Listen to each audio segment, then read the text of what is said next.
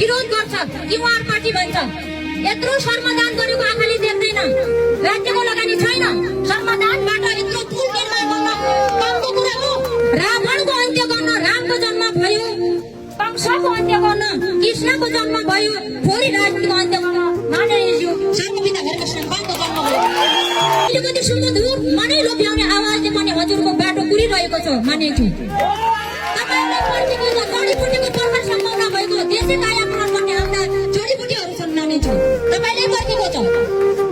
हाम्रो मान्यज्यूको आगमनपछि हाम्रा दुर्बिना थुप्रै विकासहरू भएका छन्। भन्छु म त वन जङ्गल ढुङ्गा माटो बालुवा खोला नाला सबले न्याय पाएको छ। अनि अनाथ असहायलाई भाग पाएका छन्, उच्च शिक्षा हासिल गर्न पाएका छन्। शिक्षाबाट वञ्चित हुन परेका पैसाको अभावले उच्च शिक्षा हासिल गर्न नपाएका नानीहरूले उच्च शिक्षा हासिल गर्न पाएका छन्। सायद त्यो मानिज्यूको आउँदैन हुनुहुन्थ्यो भने हाम्रो यो कहिले 30 वर्ष लाग्थ्यो होला यो विकास हुनमा। मात्र 3 महिनामा विकास भएको।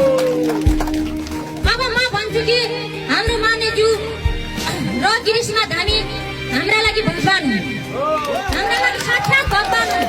हामीले आज ती गिरिशमा धामी साक्षात लक्ष्मी हुन् र उनले साक्षात सामने सुम्निमा पार उहाँको साक्षात रूप यहाँ हामीले दर्शन गर्न पाएका छौँ।